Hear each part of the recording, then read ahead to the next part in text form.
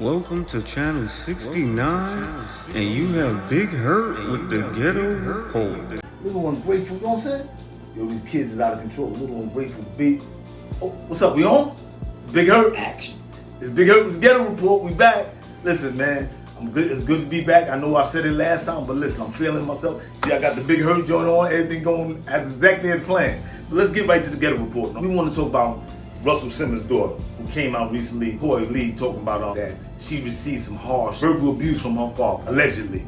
Now, we were just talking about inside the office at the Ghetto Report, these kids out of control, because I'm saying she inherited the Simmons name, and it definitely benefited her. So now you come out and you talking about your father did this and that. Where's the gratitude? Because if you wasn't the Simmons, where would you be today? I just want to say that because I thought it was kind of her being a little ungrateful and spoiled little brat, coming out saying that she suffered harsh language. And because, listen, when I grew up, they used to whip her ass, you know what I'm saying? That language was the last thing that they gave me. They gave me that belt, anyway, that switch. But anyway, I want to talk about that real quick. We want to also talk about Disney canceling that $1 billion contract where they were supposed to take 60 acres and build a Disney campus and provide for a lot of jobs down there in Florida. That was some sucker stuff. They reneged on the contract and all that. So people was actually waiting for that to go up so they need jobs down there in Florida. Shame on you, Disney.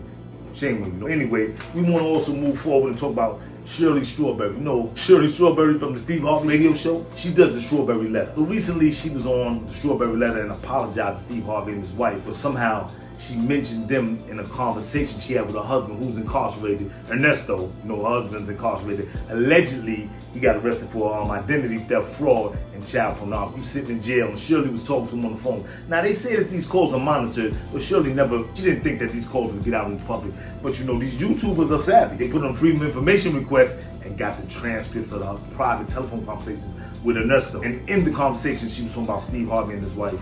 And I guess some stuff they going through. So she came on the Strawberry Letter and she apologized because, you know, they good friends and she never thought that these conversations would come to light. Now, we at the Ghetto Report is highlighting this because we want you to know, watch what you say, even behind closed doors, because you never know when these conversations might come to light.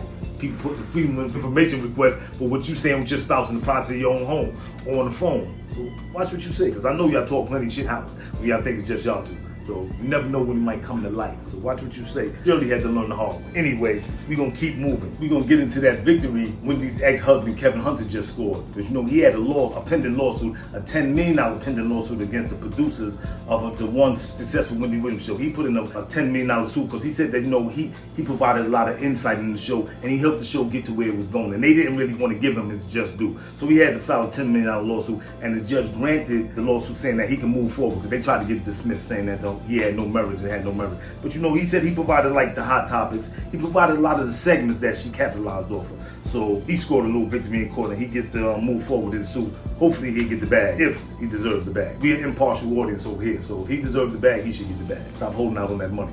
But anyway, we're going to move forward. We want to talk about... We interrupt our program to bring you this important message. I got you. Holler at me after the show. I got you. You know what I'm saying? You get it for a discount. You get on. What's going on, Big Hurt?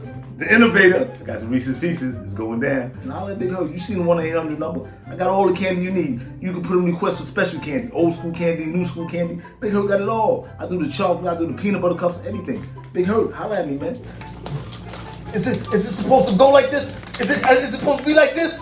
Big Hurt, I'm out. Big Hurt, Reese's Pieces. Woo, this is a heavy one here.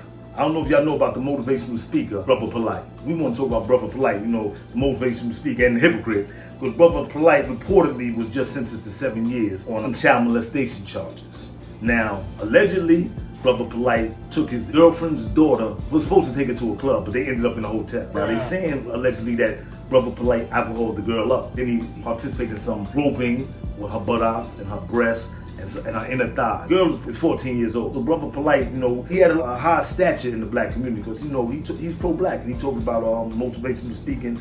So it was very disheartening for us to hear that Brother Polite was caught up in such nonsense and such a hypocrite.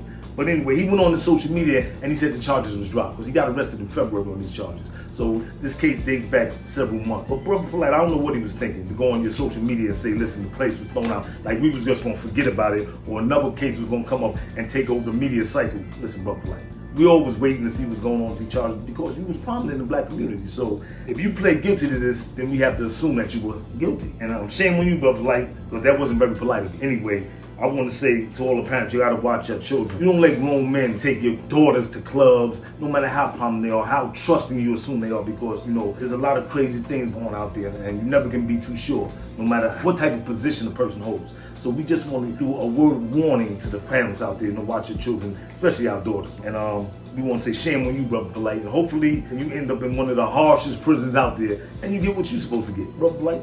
So this is Big Hurt, and we're going to wrap with the Ghetto Report. This has been a segment of the Ghetto Report, and we hope that we've been educational for you out there. And shout out Big Hurt, and tell us whatever you want to hear on the Ghetto Report, because we report about everything. We ain't scared to talk about whatever.